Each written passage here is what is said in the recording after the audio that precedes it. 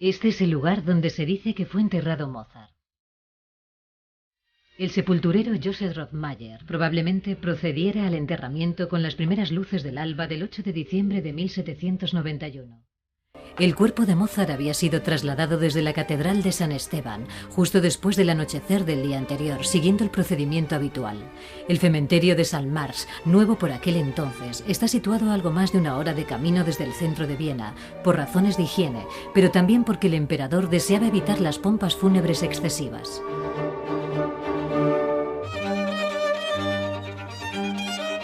Nadie siguió al modesto féretro, nadie vio desaparecer el cuerpo en la sepultura común. Toda la historia del cráneo de Mozart se basa en la leyenda.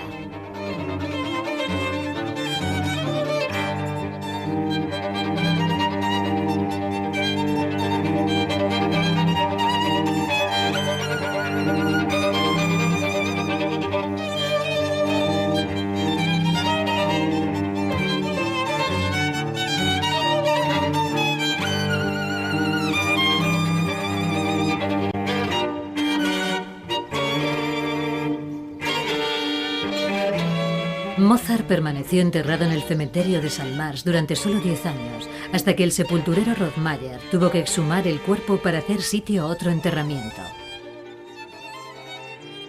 Enterró los huesos deprisa y se quedó con el cráneo, un caso claro de expolio de sepultura. A la muerte del enterrador, su oficina y el cráneo pasaron a manos de su sucesor, Joseph Ravchov. Se dice que Ravchov entregó el cráneo a su amigo Jacob Hill como obsequio en 1842. Por aquel entonces Mozart ya llevaba medio siglo muerto.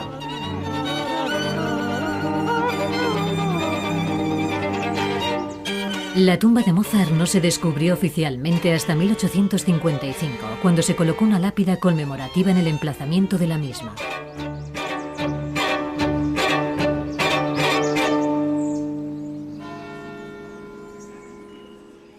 Cuando el reloj marcaba las 6 de la mañana en la Catedral de San Esteban de Viena, el barbero ya iba de camino hacia la casa de Mozart.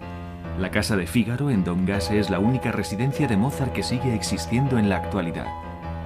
Todas las mañanas el barbero despertaba al compositor y le ayudaba a vestirse. A Mozart le gustaba madrugar para aprovechar las horas de luz. Las primeras horas del día las dedicaba a componer. Mozart componía muy rápido. Debió escribir alrededor de 2000 notas diarias para crear tantas obras durante su corta vida. Su catálogo de obras contiene 626 composiciones, incluyendo 30 conciertos para piano, 41 sinfonías, 17 óperas, comedias musicales y mucho más.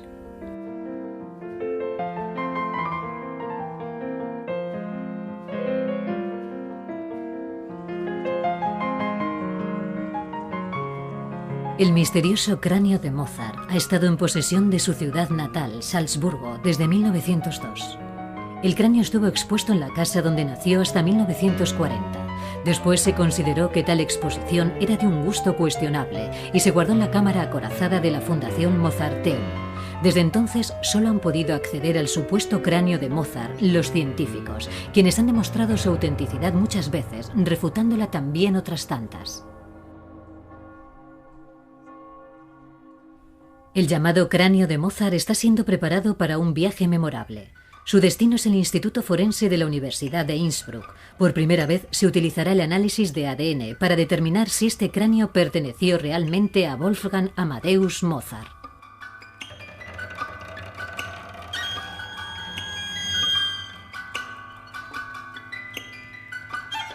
De este modo da comienzo la búsqueda de pistas del caso Mozart. El análisis de ADN solo tiene sentido si se consigue encontrar a la familia de Mozart. Por esa razón, se está preparando la sepultura de la familia Mozart en el cementerio de San Sebastián en Salzburgo para su exhumación, con la autorización de la ciudad de Salzburgo, por supuesto. Se cree que la viuda de Mozart, Constanza, y su segundo marido, Georg Nissen, están enterrados aquí, al igual que su padre, Leopold, su abuela, Eufrosina, y su sobrina, Janet. Los investigadores están buscando a la abuela y a la sobrina de Mozart. En casos históricos como este solamente interesan los parientes femeninos, porque el ADN materno es el único que se transmite sin alteraciones.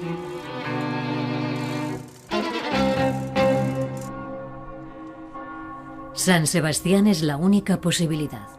La madre de Mozart falleció en París y fue enterrada en un cementerio sobre el cual se ha construido, habiendo desaparecido para siempre. En Salzburgo también se encuentra la tumba de la hermana de Mozart, Ana María, conocida por Nannerl. Fue enterrada en una tumba común del cementerio de San Pedro. Sus restos ya no se conservan porque este tipo de sepulturas han sido normalmente vaciadas en muchas ocasiones para hacer sitio a otros cuerpos.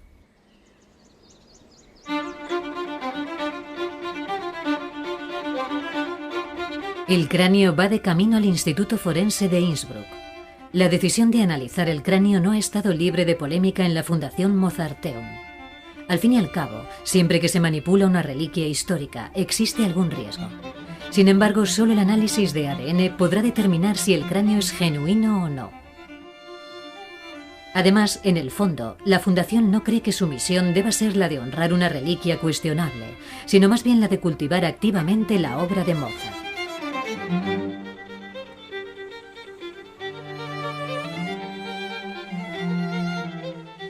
En Innsbruck, el médico forense Walter Parson y el cirujano bucal Gertrud Bieser examinan el estado del cráneo.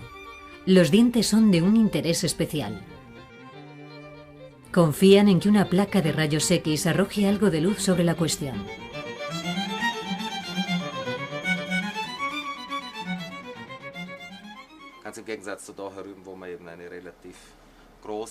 Para los rayos X se utilizan dos dientes intactos. Cualquier deterioro del esmalte puede contaminar la pulpa dental, inutilizándola para su análisis. Con un material tan antiguo, el éxito del proyecto podría ser incierto.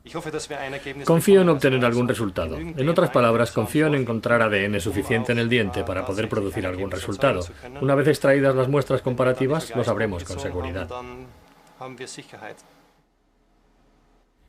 Para garantizar la objetividad de los resultados, todas las pruebas se llevan a cabo por duplicado.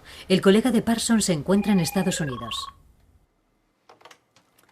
Tom Parson, de AFDIL. Hola Tom, soy Walter. Hola Walter, ¿cómo estás? Muy bien, ¿recibiste las radiografías? ¿Las has examinado? Sí, las tengo aquí en el ordenador. Creemos que los dientes 4 y 5 del lado derecho podrían ser una buena opción. Muy bien, parecen estar relativamente intactos y no hay signos visibles de rotura. Tal vez vuestro laboratorio pueda tomar la mejor muestra, el diente que esté mejor de los dos, y analizarlo en el laboratorio. Y después intentaremos hacer una reproducción sobre el segundo diente en calidad. De acuerdo, me parece bien. El cráneo de Mozart se analizó por última vez para determinar su autenticidad a comienzos de los años 90 en el Departamento Antropológico del Museo de Historia Natural de Viena. Se emplearon todos los métodos de que se disponía en aquella época, incluidas técnicas forenses. El rostro del compositor se reconstruyó minuciosamente. Queríamos comparar esta reconstrucción del tejido blando con los posibles retratos auténticos que conocemos de Mozart para realizar un análisis de similitudes. Lo que descubrimos fue básicamente que no existe razón para creer que el cráneo no sea auténtico. No obstante, una reconstrucción facial realizada sin una imagen auténtica de Mozart evidentemente deja espacio a la interpretación.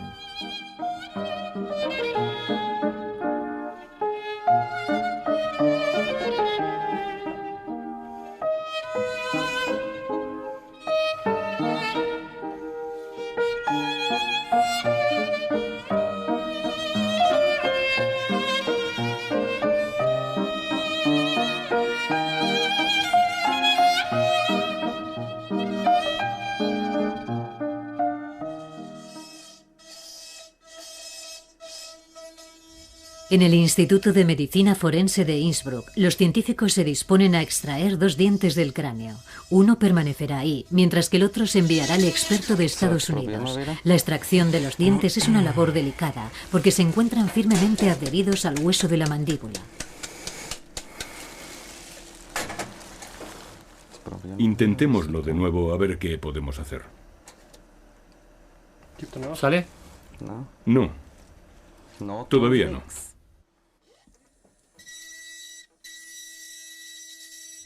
El cirujano bucal no debe dañar el cráneo. El cráneo es bastante delicado desde que en el siglo XIX, al intentar prepararlo, cerraran su base completamente.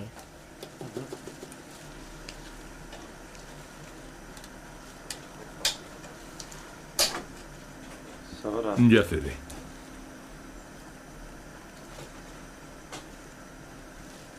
Una vez extraídas las piezas dentales, se podrán excavar las muestras comparativas en Salzburgo.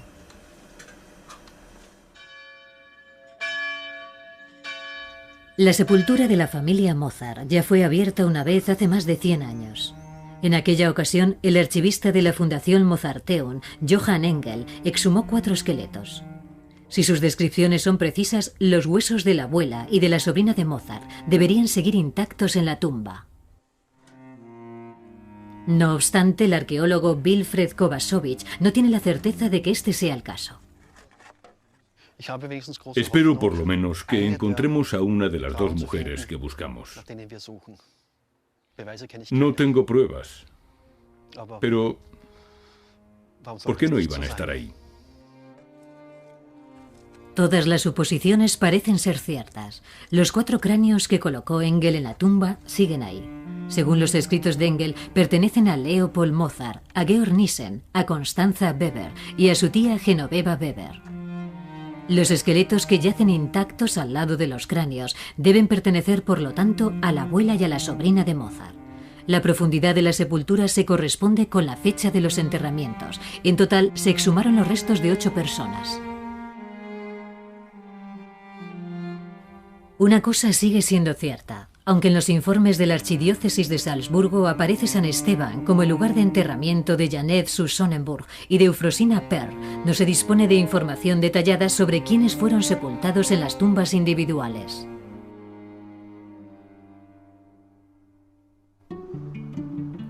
Laboratorio de Identificación de ADN de las Fuerzas Armadas de los Estados Unidos en Rockville, Maryland. Tom Parson es un experto en casos históricos. Fue Parson quien demostró hace algunos años que los restos del último zar de Rusia y de su familia eran auténticos.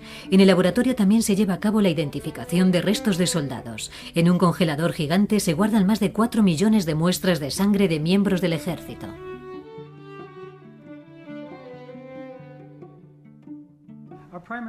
La principal responsabilidad del AFDIL es el análisis de huesos y dientes antiguos, de los miembros del ejército de los Estados Unidos desaparecidos en guerras anteriores, en la guerra de Vietnam, en la de Corea e incluso en muchos casos en la Segunda Guerra Mundial. De modo que hemos analizado miles de casos de este tipo, de los cuales el diente de Mozart es perfectamente representativo. El diente del cráneo de Mozart acaba de completar un largo viaje. Se ha limpiado y ahora se seccionará para extraer la pulpa dental del interior del diente. En el Instituto de Medicina Forense de Innsbruck se encuentra el Laboratorio Central Austriaco, pero también realizan análisis para los países vecinos. Aquí fueron identificadas, por ejemplo, todas las víctimas europeas del tsunami del sureste de Asia. El director del instituto, Richard Hightower, supervisa todas las muestras de ADN legalmente relevantes de Austria.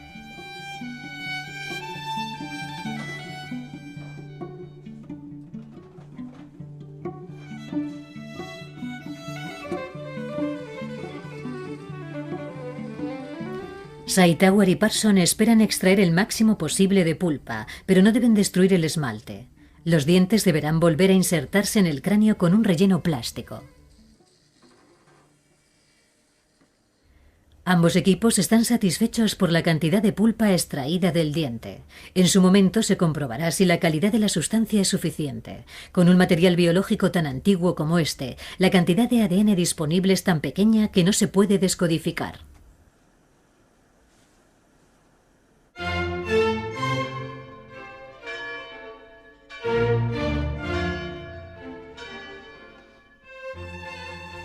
El 27 de enero de 1756 nacía Wolfgang Amadeus Mozart en esta casa. Era el 7º y último hijo de Ana María y Leopold Mozart. Solo 2 de sus hijos sobrevivieron. Wolfgang Amadeus nació en una familia poco corriente. A sus padres Leopold y Ana María se les consideraba la pareja más atractiva de Salzburgo, y su matrimonio era una de las pocas relaciones de la época que estaba verdaderamente basada en el amor. No tardaron en descubrir que su hija, Nannerl, poseía un don especial para la música, pero sería su hijo pequeño quien asombraría al mundo entero con su talento, ya incluso de niño. Leopold Mozart ha recibido muchas críticas por el modo en que comercializó los prodigios de su hijo, pero aquellos viajes concedieron a los niños la oportunidad de familiarizarse con otros países y otras lenguas. Nunca vieron el interior de una escuela. Su padre fue su único maestro, extraordinario por otra parte. Su método para violín se hizo muy popular en aquella época y todavía se sigue utilizando hoy en día.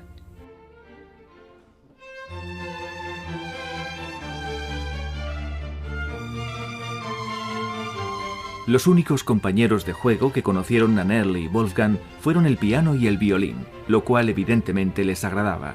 No les fue posible tener una infancia tal y como la entendemos en la actualidad. Leopold Mozart hizo de la crianza y de la educación de sus hijos el principal propósito de su vida. Les enseñó todo lo que sabía. El padre de Mozart no era en absoluto meramente músico, también sentía interés por la filosofía, las lenguas, la literatura, la historia y la política. Su biblioteca moldeó la educación de sus hijos desde el principio.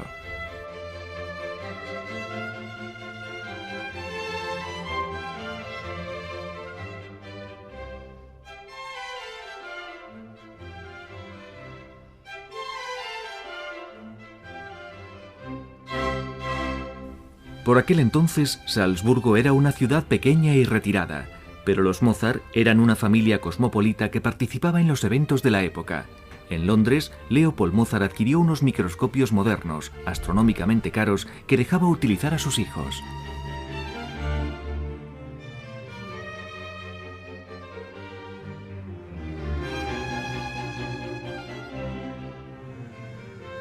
En Innsbruck, el análisis de ADN del misterioso cráneo de Mozart entra en la siguiente fase. Se produce una solución con la pulpa dental que será sometida a un complejo proceso químico para prepararla para el análisis definitivo.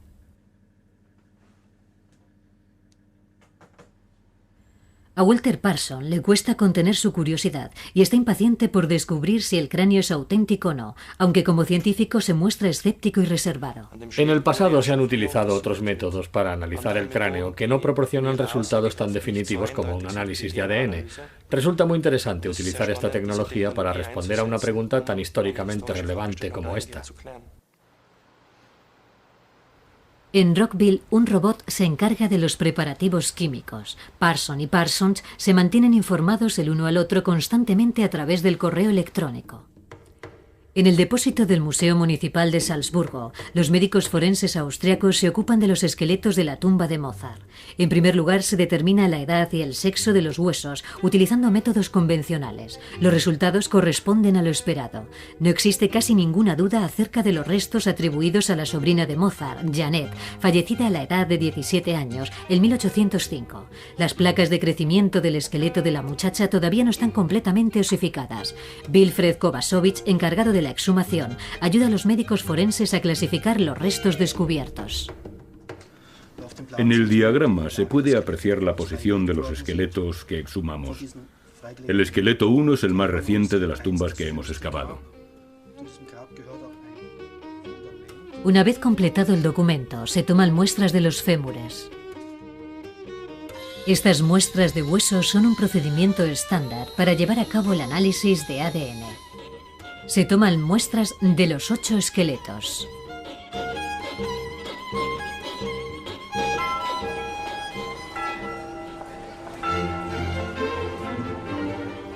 En Salzburgo, Mozart ya era un jovencito. La familia se trasladó a un espacioso piso en la plaza del mercado. Leopold Mozart alquiló también el llamado Dancing Masters Hall. Allí vendía pianos por encargo e instruía a sus alumnos.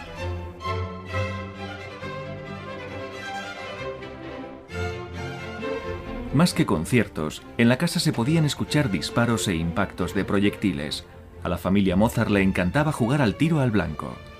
Utilizaban un tipo de pistola de aire comprimido para acertar en las dianas. Ana María mencionaba este pasatiempo en sus diarios más que los conciertos. Los discos de la diana se colocaban siguiendo exactamente las instrucciones de Mozart. Aquí vemos a su hermana Nannerl con el Fox Terrier Pimper y a un hombre observando las posaderas de otro. Por aquel entonces ya había cumplido los 20 años, y evidentemente Mozart empezaba a sentirse oprimido en Salzburgo. Pensaba que esta no podía ser la ciudad donde iba a pasar el resto de su vida, entre otras cosas porque no disponía de una buena orquesta ni de un teatro de ópera. Este conflicto se manifestó claramente cuando la persona que daba empleo tanto al padre como al hijo fue sustituida por otra. Los Mozart trabajaban como músicos de la corte para el príncipe arzobispo de Salzburgo. Mientras que el anterior príncipe arzobispo Schrattenbach otorgaba generosamente a la familia Mozart largos meses de vacaciones para sus giras de conciertos, su nuevo jefe puso fin a tales extravagancias. El príncipe arzobispo Colleredo trataba a los músicos como si fueran lacayos.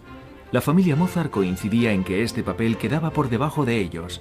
Sin embargo, el padre, Leopold, nunca cuestionó su compromiso. Este no fue el caso de su hijo. La madre de Mozart falleció en 1778 en París. 3 años después, el joven Mozart se separaría de la familia para siempre. Mozart deseaba ser libre. Viajó a Múnich para dirigir el estreno de su ópera Idomeneo y nunca regresó a su ciudad natal de Salzburgo.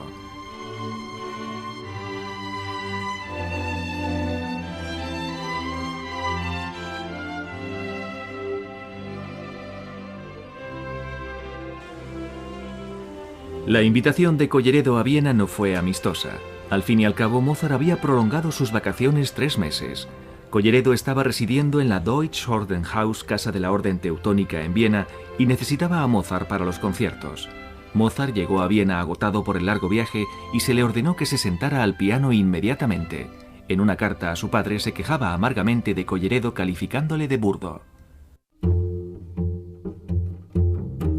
La animadversión de Mozart hacia el arzobispo crecía. Solo se le proporcionó una pequeña habitación y se le obligaba a comer en la mesa de los sirvientes y barberos. Las comidas y el sueldo irrisorios que percibía los consideraba una afrenta.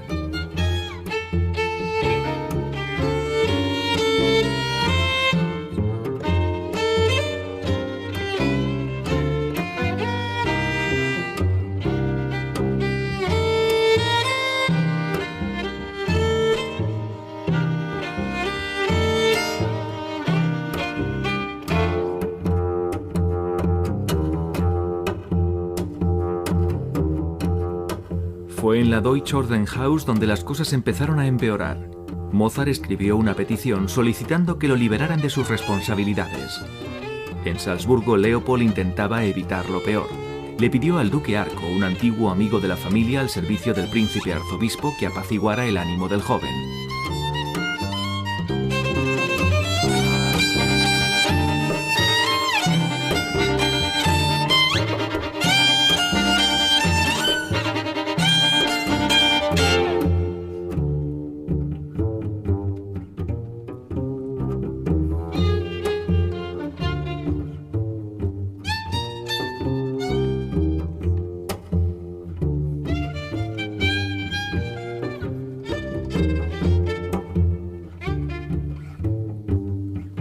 Mozart decidió arriesgarse. No dejaba de acosar al duque pidiéndole que le dispensara de sus obligaciones hasta que el duque también perdió los nervios.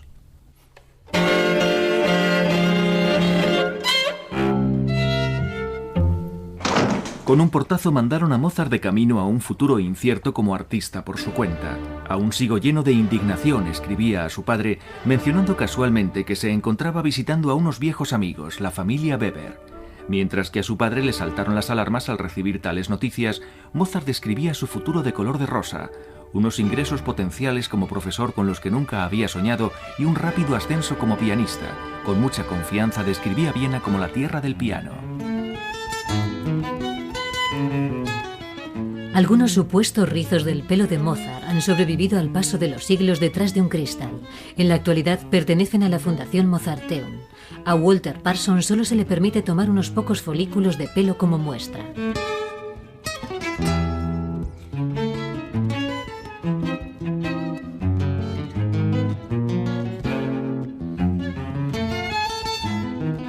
La idea es extraer información genética del cabello. Sin embargo, el éxito de este proyecto es incierto, pues el ADN suele estar destruido en los folículos de un pelo tan antiguo como este. Aunque se fracase en el intento, el cabello podría, no obstante, revelar algunos detalles acerca del estilo de vida de su propietario. Al principio Mozart se encontraba sin un céntimo en Viena. Se trasladó a una habitación de la residencia de la familia Weber en Milchgasse. Mozart contaba jubiloso a su padre que podía sentarse a la mesa sin vestir, lo cual le permitía componer constantemente. Las 2 de la tarde era la hora de almorzar para Mozart.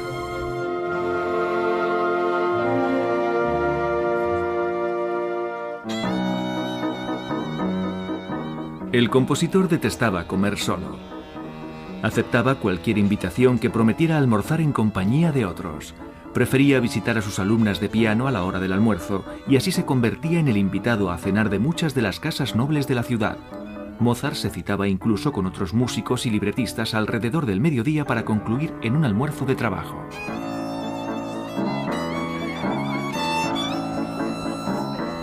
Por las tardes Mozart raramente permanecía en casa. Era un hombre sumamente sociable y nunca rehusaba la oportunidad de asistir a una fiesta. El compositor no parecía necesitar mucho tiempo para el descanso, la contemplación y la reflexión.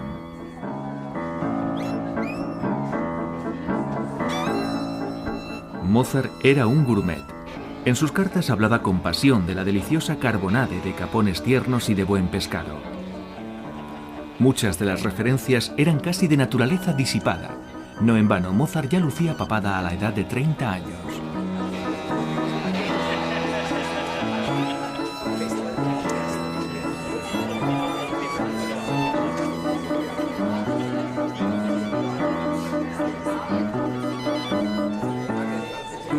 ¿Dejó este estilo de vida excesivo algún rastro verificable hoy en día?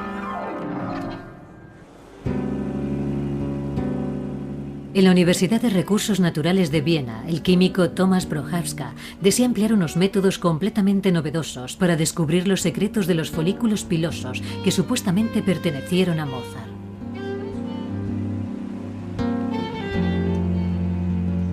Se proyecta un rayo láser sobre cada una de las muestras para separar una capa de la superficie tan fina como una cuchilla de afeitar. La sustancia se evapora dentro de un espectrómetro de masa, donde las moléculas se recolocan ellas mismas según el peso y el tamaño. Esto permite visualizar todos los elementos retenidos en el cabello. El análisis se centra en los metales pesados. Existen otros elementos ahí, como el mercurio, que se empleaba ampliamente como medicamento en aquella época, en el caso de algunas enfermedades de transmisión sexual, por ejemplo. Supuestamente el padre de Mozart, que era un lego en materia de medicina, solía tratar a su hijo con medicamentos que preparaba él mismo. De manera que encontramos varios elementos, entre ellos mercurio, plomo, arsénico o antimonio, empleados también como medicamento. Cuando sus hijos estaban enfermos, Leopold Mozart supuestamente les suministraba una sustancia denominada polvo de margrave, una atrevida mezcla compuesta, según cuentan, de unicornio, momia y mercurio. Este metal pesado tóxico se empleaba en numerosos medicamentos de la época. El envenenamiento por mercurio provoca depresión, fiebre, escalofríos, sarpullidos y en algunos casos incluso la muerte.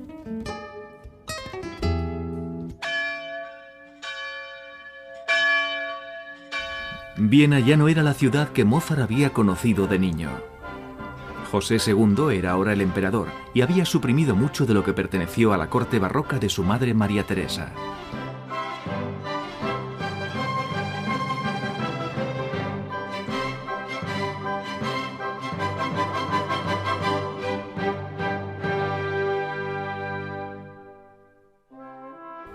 Al joven emperador no le preocupaba la etiqueta de la corte. Recortó gastos drásticamente.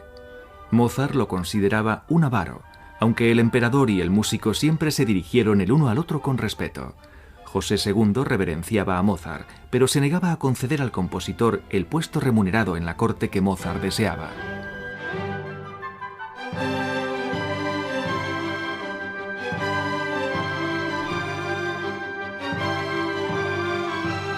El músico siempre estaba mudando de residencia en Viena. Según los registros, vivió en más de una docena de direcciones distintas. En ocasiones, las deudas le obligaban a cambiar de dirección. Otras veces, el disponer de dinero suficiente le permitía un alojamiento de más categoría. Como era un extranjero, no le era posible adquirir un apartamento. Su primera propiedad fue en el Graben, en la esquina de Habsburger Gasse. Fue allí desde donde solicitó permiso a su padre para contraer matrimonio con Constanza Weber. Su suegra lo obligó a firmar un acuerdo prenupcial vergonzoso para él. Mozart y Constanza Weber se casaron en la Catedral de San Esteban. No hay nada en la vida de Mozart que haya inspirado tanta desconfianza como su esposa, aunque muchas veces se pasa por alto el hecho de que Mozart amaba sinceramente a Constanza, que nunca quería estar alejado de ella y que ella también era su compañera en cuestiones de música.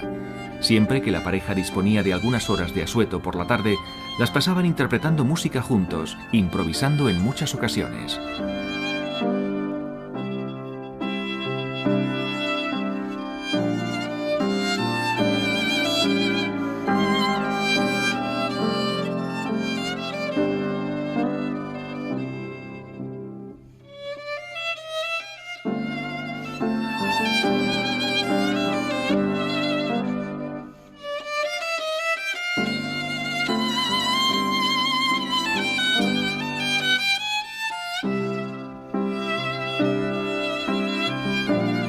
La familia Mozart llevaba una vida ajetreada. Debido a todos los viajes y conciertos, constantemente estaban haciendo el equipaje, yendo de un sitio para otro.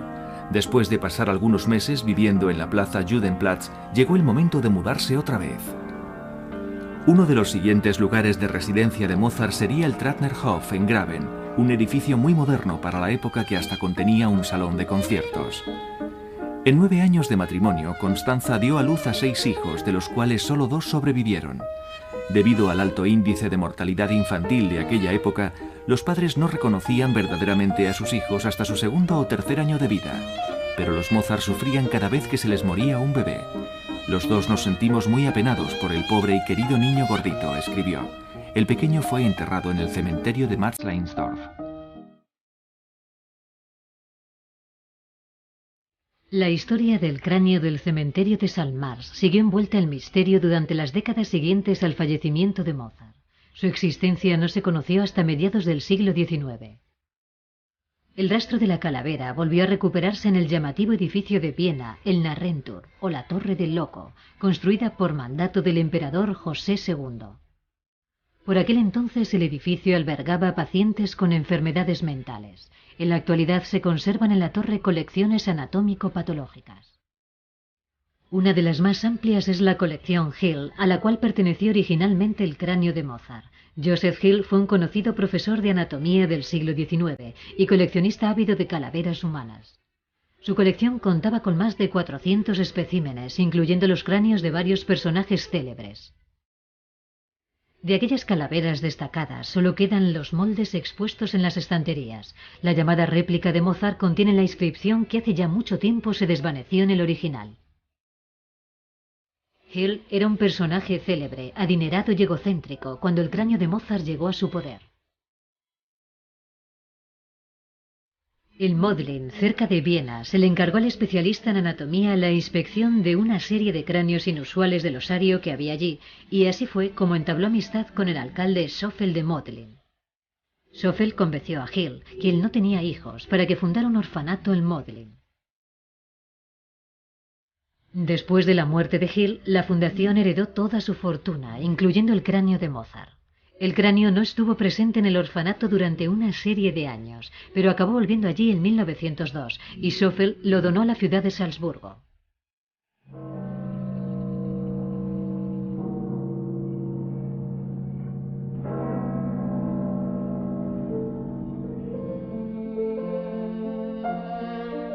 Es bien conocido que Mozart apenas se relajaba. Sin embargo, le gustaba leer. Y leyó mucho. Siempre que una fiesta le aburría, se retiraba con un libro. La biblioteca del compositor revela sus múltiples intereses. Igual que hiciera su padre, Mozart adquirió libros para su hijo, un atlas y un libro de geografía elemental para niños. El compositor leía obras de filosofía y conocía a algunos de los autores personalmente.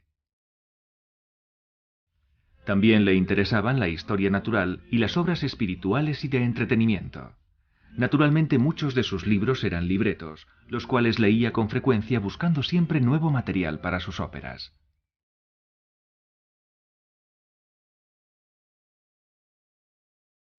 La biblioteca de Mozart es muy valiosa, pero como refleja el registro de sus bienes, los objetos más caros que poseyó no fueron sus libros, ni sus instrumentos, ni sus muebles, sino más bien su ropa. El aspecto era algo muy importante para Mozart, y su vestuario costaba una fortuna.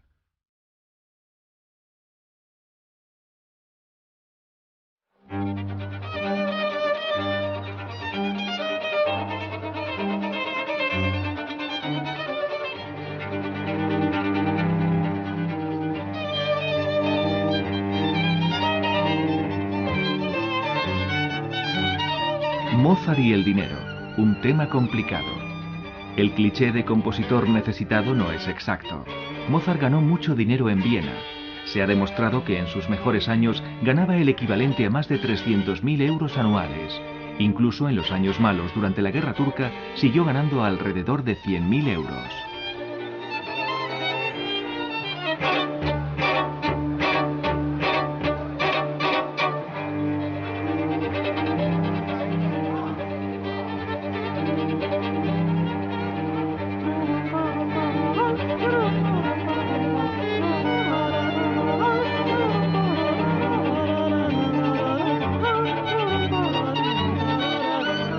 Mozart no administraba bien su dinero.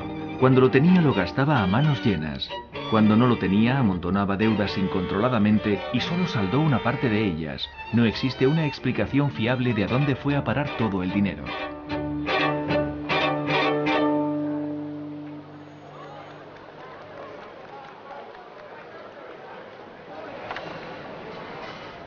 El químico Thomas Prochaska, de la Universidad de Recursos Naturales de Viena, ha analizado no solo el supuesto cabello de Mozart, sino también los dientes y los fragmentos de hueso de la tumba de la familia del compositor. El análisis de los dientes suscita un interés especial, porque contienen un archivo de información sobre la infancia del sujeto. En los dientes se almacenan concentraciones de todas las sustancias. Extrajimos un fragmento muy pequeño de esmalte del diente de Mozart para su análisis. En este diminuto fragmento observamos dos fenómenos muy interesantes en relación al cráneo. La concentración de antimonio es muy alta en el esmalte de este diente en comparación con otros individuos del mismo período. Y lo mismo sucede con la concentración de arsénico. Este resultado corresponde a la infancia de Mozart y a sus primeras enfermedades. El químico también visitó el depósito del Museo de Salzburgo para tomar muestras de cada uno de los esqueletos exhumados de la sepultura familiar. Los últimos 10 años de la vida de una persona fallecida quedan almacenados en sus huesos. Aquí lo interesante es que la concentración de plomo en los huesos del cráneo que atribuimos a Mozart es significativamente inferior a la de otras muestras del mismo período. Esto podría deberse a varias razones. Lo más probable es que este individuo viviera circunstancias completamente diferentes.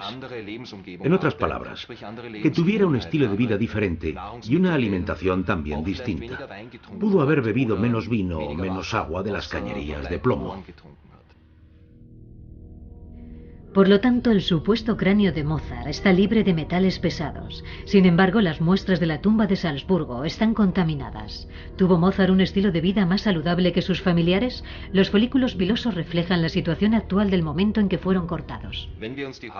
Cuando examinamos los folículos pilosos de Mozart, generalmente no encontramos niveles significativamente elevados de ningún metal pesado. En otras palabras, no se aprecia envenenamiento agudo en ninguna parte, además del mercurio. En uno de los cabellos encontramos una concentración muy alta de mercurio, lo cual indudablemente indica que en cierto momento de su vida ingirió una cantidad muy elevada de mercurio, en forma de veneno o de medicamento que contuviera esa sustancia. Solo uno de los cabellos contiene mercurio. Sin embargo, no se sabe con certeza si el cabello perteneció a Mozart realmente.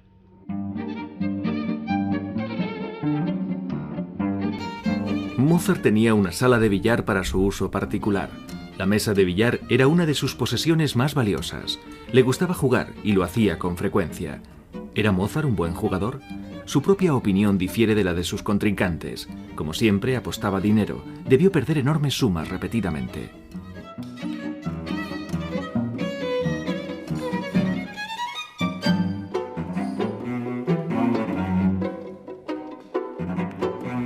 Los historiadores coinciden en que difícilmente puede existir otra explicación a las deudas de Mozart.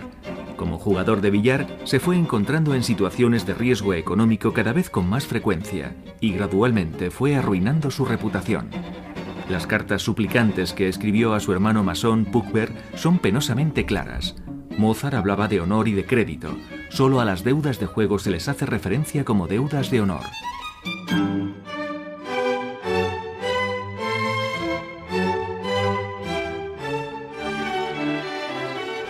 Aunque Mozart era toda una estrella en Praga y se le invitaba con frecuencia a Rusia y a Inglaterra, su reconocimiento no alcanzó la misma altura en Viena.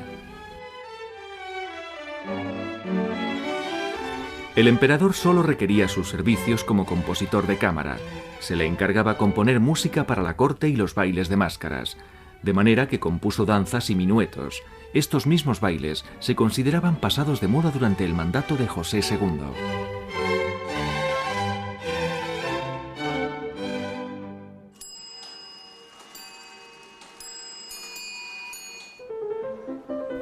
Mozart ganó mucho dinero como virtuoso del piano.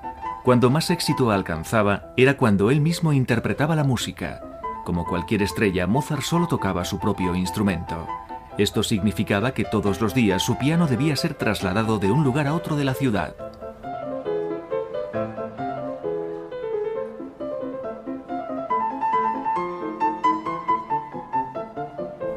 Molesto e impresionado al mismo tiempo, el padre de Mozart, Leopold, escribió a su hija Ana María: «Me resulta imposible describir tanta molestia e incordio.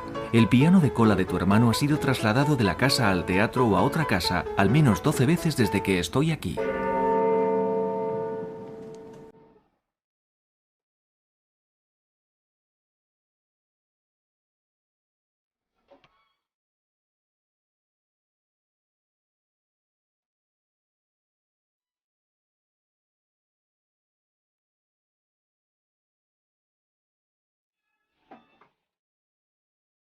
Los esqueletos de la tumba de la familia Mozart han prestado su servicio a la ciencia.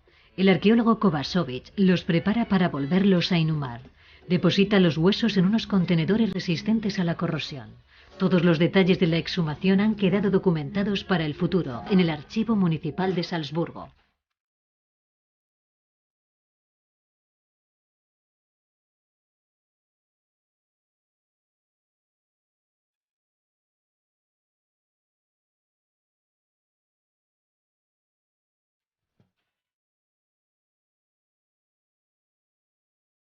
De nuevo se ha vuelto a abrir la tumba del cementerio de San Sebastián en Salzburgo.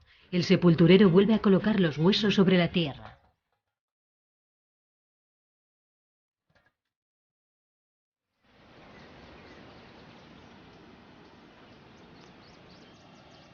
En el nombre del Padre, del Hijo y del Espíritu Santo. Amén. Confiando en la gracia divina del Señor, recemos por quienes están enterrados aquí y por aquellos que serán enterrados aquí de nuevo.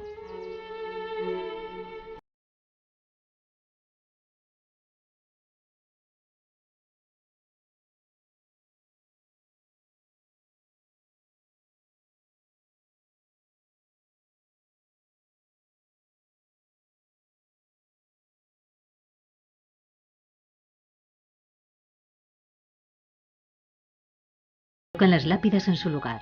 Sin embargo, no existe la certeza de que los nombres que aparecen en la lápida correspondan a las personas enterradas en la tumba. Es hora de aclarar su identidad.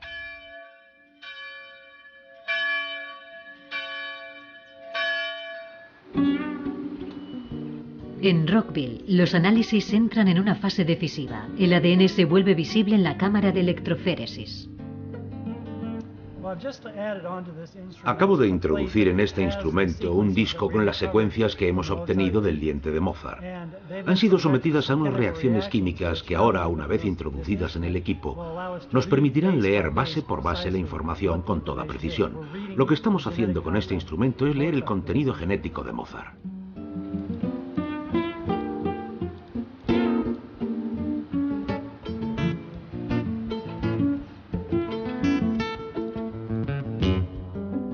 En Innsbruck también se está llevando a cabo el análisis. Las imágenes que están apareciendo en el monitor de Walter Parson son la información genética del cráneo que pudo pertenecer a Wolfgang Amadeus Mozart.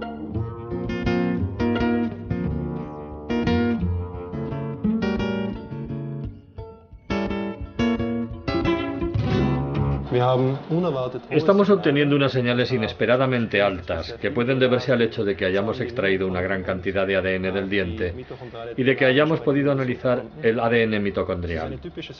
Es una secuencia típica de las encontradas en Europa y que cabría esperar en Europa Central. El laboratorio de Tom Parsons en Estados Unidos obtuvo exactamente los mismos resultados que hemos obtenido nosotros en Innsbruck, de modo que eso corrobora completamente nuestro análisis de los datos. Ambos laboratorios han descodificado la información genética del cráneo y la información coincide plenamente. Un primer paso de éxito para los científicos, que ahora tendrán que empezar a comparar los datos con la información obtenida de los familiares de Mozart a través de una tediosa tarea de ordenador. La información ha de compararse secuencia a secuencia y debe analizarse un enorme volumen de datos.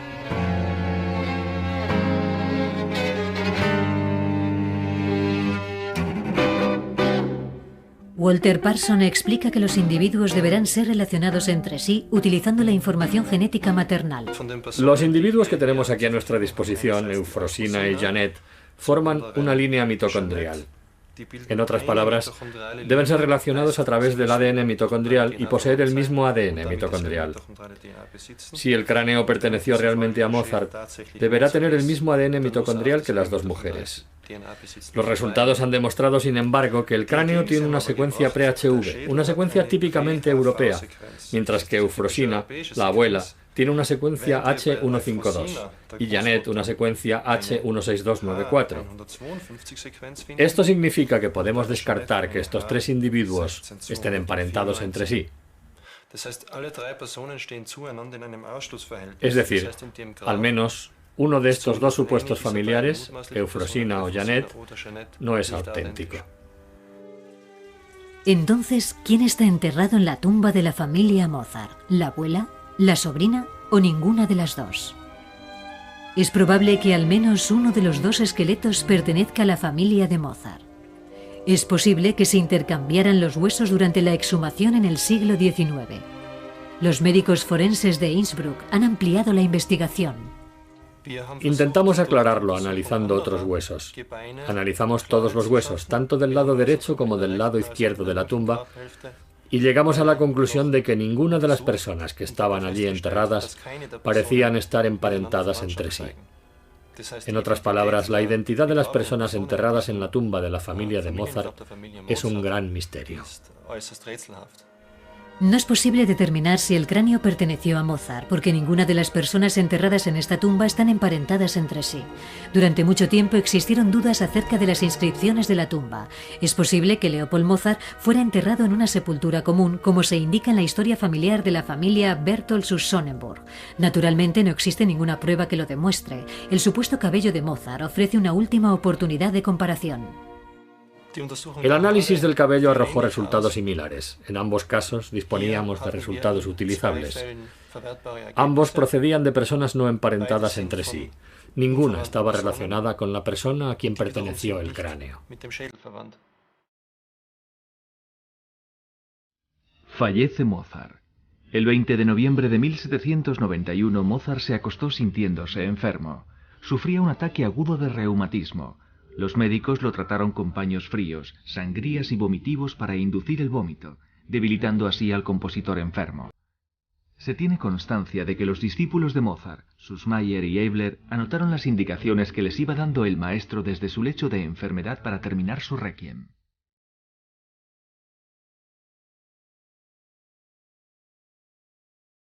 Todo acabó en las primeras horas del día 5 de diciembre. Una grave fiebre miliar aparecía como la causa de la muerte en los archivos oficiales de la ciudad de Viena, un término comúnmente empleado cuando la causa del fallecimiento no estaba clara. Constanza Mozart quedó viuda a la edad de 29 años. No dispuso de ningún apoyo económico. Mozart sencillamente olvidó hacerse miembro del Fondo de Pensiones para Músicos.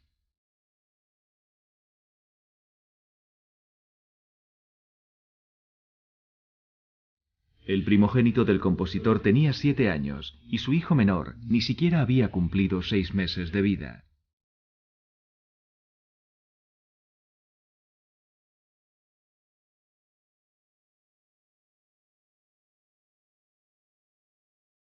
La tarde del 7 de diciembre de 1791 se recogió el cuerpo de Mozart de su piso de Rauhensteingasse y fue trasladado a la Catedral de San Esteban. Al portador de la cruz lo seguían el sacerdote y después el féretro, transportado por 4 hombres vestidos con abrigos largos. 4 niños portando faroles acompañaban al cortejo fúnebre.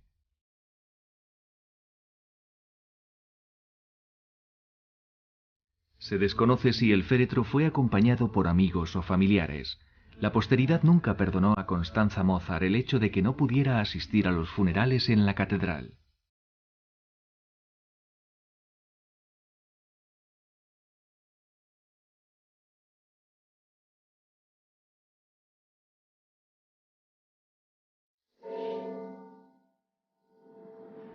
Es medianoche.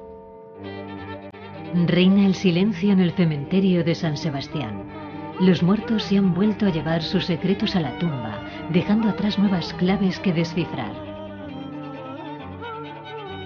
El cráneo desveló muchas cosas a los científicos, pero hasta ahora el misterio no ha hecho más que crecer.